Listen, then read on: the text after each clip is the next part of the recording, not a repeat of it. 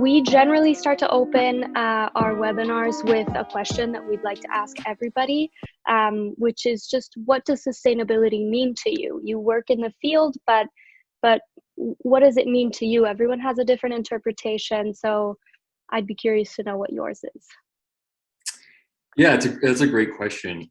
I think when I think of sustainability, I really just think of consuming more responsibly, to be honest, because there's the environmental aspect of it, right? Like there's consuming, in a way that we're conscious of like climate change and finite resources on this planet, and protecting that for the future. But then there's also the idea, when we think about like consuming more consciously, there's also the idea that of doing no harm, or like less harm, but ideally no harm in that process. And that means like not using people, because people are a big part of sustainability as well. And so ensuring that all the people in the supply chain are being treated fairly, paid fairly, especially things like that. So yeah, I think when I think of sustainability, it's really just that idea of consuming in a way that's more responsible for the future of people and the planet. Yeah, I think there's definitely both a social and an environmental component. So I know that you founded Eco Stylist. I'd love to hear a little bit more about it, how it came to be. Is it what you envisioned it to be from the beginning, how it evolved? Just a little bit of background. Sure. Yeah. So Eco Stylist it's a resource for ethical fashion, and we've been around for 3.5 years now. And yeah, I mean, as a small startup and a social enterprise, like we're not at all what we started out as. It's been constantly like learning and evolving and changing. So we started with it started with basically a fashion solution. What didn't even involve sustainability. That was like 4 years ago. I just wanted to make it easier for people to shop for things. We found like people had trouble finding specific items and things, and I was like, well, I think we can help them. Then I learned about sustainability. Like I learned about a brand first that was paying fair wages, and just realizing like that brands could do that on their own, like have that dedication in their, and like publish their wages and things. I was like, I didn't know brands were doing this kind of work. And then, so after that, I was like, well, if I'm going to help people find clothes, I want it to be those kind of clothes. Like I only want to help them support these good brands, these responsible companies. And so, yeah, so that was the start for Eco Stylist. We started with just men because there weren't good solutions for men's clothes, basically, in the space. So we saw like a lot of solutions that were focused on women's clothes. And honestly, sustainable fashion is kind of a space and a movement that's like led by women. So it like totally makes sense. But, obviously, if we want to like to help everybody consume more responsibly, there has to be like solutions for men's clothes that are good. So that's where we started. And yeah, and then eventually we opened it up to women's clothes as well, because like 90% of our brands also have women's clothes for one, and also a lot of our users are women. So it just like made sense that that we could still have a really strong offering of men's clothes, but like help basically anybody looking for good brands. So yeah, so that's kind of what Eco Stylist is now. Is it's we're a resource. We have like we do brand ratings, so we research brands, and that's our most popular resource is people using our directory as a trusted source of good brands, and viewing those ratings, and then we have guides in our blog, and we have a shop as well, where we just curate items to make it easier for people to find, like stylish items from these brands. That's amazing. And I mean, it's always interesting to see how sort of a small business or a business idea kind of evolves into feeding the right kind of demand and just evolves on its own. I guess you kind of hinted at it, and you certainly know what you're talking about. But we hear this term sustainable fashion all the time. And I mean, sustainability in general everyone has sort of their own interpretation of it. But what would you define sustainable fashion as? Yeah, I think that's a really important question in this space, because I find it's often defined in really singular ways, right? Where it's like sustainable fashion is only thrifting and it can't be anything else, or it's only new brands, it can't be anything else. And the reality is like that none of that is true, because we have to think of sustainable fashion in a way that's more inclusive, right? Like not everybody has the same budget, has the same preferences, like honestly, et cetera, right? Like some people are going to prefer to buy new. Some people are going to prefer to thrift. Some people, so what is sustainable fashion then? So sustainable fashion, to me is really like any choice that is more conscious, right? And like I said, taking in mind that like that looks different for people. Like whatever works for you isn't necessarily what's best for somebody else. So sustainable fashion is really this spectrum of good choices that start with like wearing what you have. Obviously, like wearing what you have, making it last, that really reduces the impact, especially in a world where so many clothes are thrown away every year. So there's like that. Then there's thrifting, swapping. There's supporting when buying new. They're supporting sustainable and ethical brands. There's mending your clothes when they're worn instead of tossing them. So really, it's just like this spectrum of more responsible choices that that helps honestly challenge where we find ourselves today in 2022 with like fast fashion and fashion becoming actually like less sustainable overall. And so sustainable fashion is really making choices that challenge that and are better for the planet and people. Hmm. Yeah, and I mean, I guess following along the lines of fast fashion and of things kind of um, taking a turn. We hear the term greenwashing a lot, and it's kind of debated whether it's a good thing, whether it's a bad thing. Um, in some instances, it's better than nothing. But what do you think? Well, first of all, what is your interpretation of it? What is it, and what are your views on greenwashing?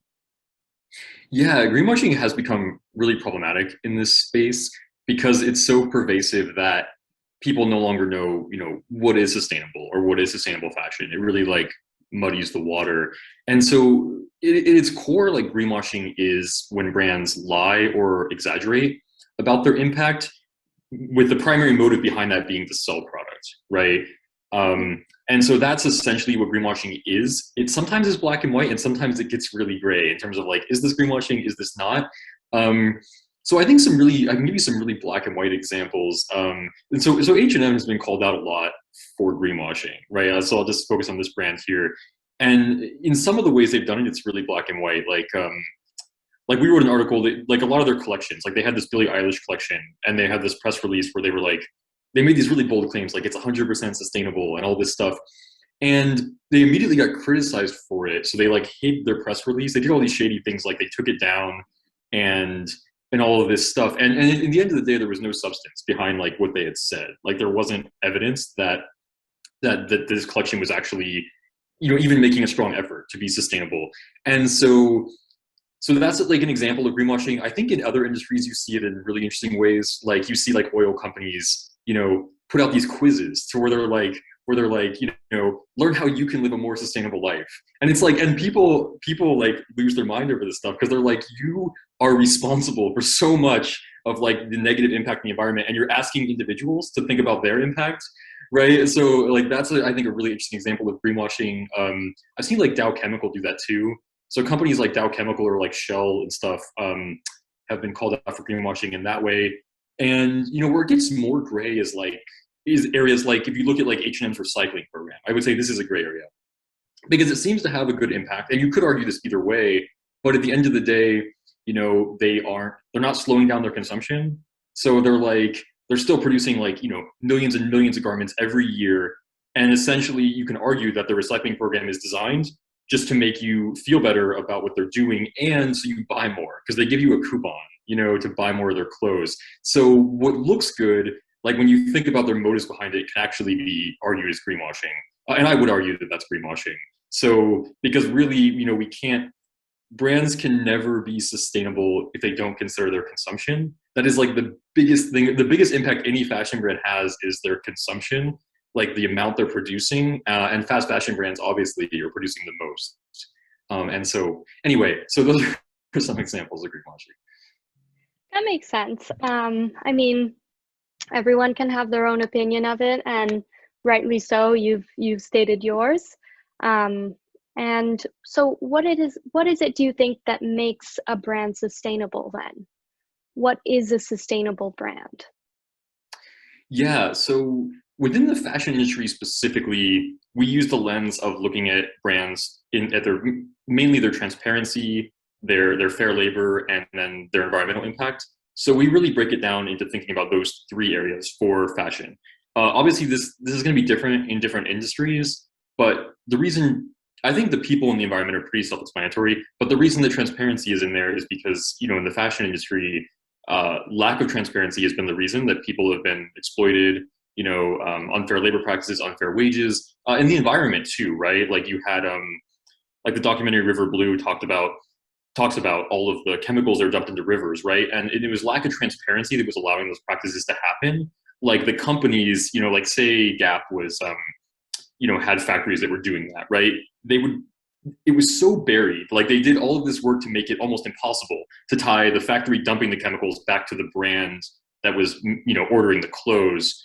And so, yeah, so transparency, that's why it's a piece of that for fashion, because it's, you have to make things more transparent in order for them to be more sustainable. It's sort of a building block. So, but yeah, that's how I think of sustainability and how we think of it. That's sort of what with the criteria that we use to research brands. Those three pillars are at the core of it. And I think that's what a sustainable brand does. And then kind of as I hinted to, the only addition I would make to that is I don't think a fast fashion brand could ever be sustainable, even if they hit those three pillars, unless they consider their consumption. Like they have to consider that as well, because it's such a big part of their impact. Yeah, it's definitely a building block. It's daily progress is definitely a part of it. And on the user side, on the consumer side, um, what do you think are some good tips, are some recommendations for just the average person, the average individual to make some conscious choices in their shopping, in their daily lives? Do you have sort of tips that you'd like to share with our viewers and potentially yours on just how to make better choices? Yeah, I think the most important thing to do is just to start somewhere, because there's obviously a million good things we could do, right? But we can't do them all. Like nobody can. So I think honestly, I think the most important thing is to not worry about any of that and just start somewhere. Like just try to do something. Um, and what that looks like can depend on you and like what you have time for, what you care about more, right? So for example, you know, like making a commitment to not buy anything, for 6, 9 months is something a lot of people have been doing recently that I've noticed. Or like when you need something new, trying to thrift that, instead of shopping it, or like replacing fast fashion with thrifting, for example, right? Or like when you need to buy something new, supporting an ethical or sustainable brand, uh, you know, trying to support things that might be happening in your community, like clothing swaps. So especially in big cities, I think like New York, for example, these opportunities are a little more available. Clothing swaps can be hard to find in some places, but um, yeah. And then like for a special event, maybe you try to rent a piece instead of buy it new because you're only going to wear it once, right? So these are all things we can do, to make more conscious choices. Or being an activist is another way, right? Like you don't necessarily have to buy anything. You could sign a petition. You could see what advocacy campaigns are going on. So maybe like Remake, or like Fashion Revolution are obviously are great examples of organizations that will have these advocacy campaigns you can partake in. And so even like that might involve like reaching out to brands, etc. But that's something else you can do. So basically, yeah, any of these options can help push the fashion industry, forward to a more sustainable future. Yeah, I mean, those are all great suggestions. And like you said, you can't change the world in a day, but you have to start somewhere. Um, I think everyone has the opportunity somehow to start somewhere and to make a difference, whether that is in a local store or like you said, on a petition or somewhere. So those are definitely good tips. Thank you. And thank you so much for making the time to talk to us today. Thanks so much for having me, Francesca. All right. Thank you so much. Yeah. I'll look forward to speaking with you again in the future. Yeah, sounds good.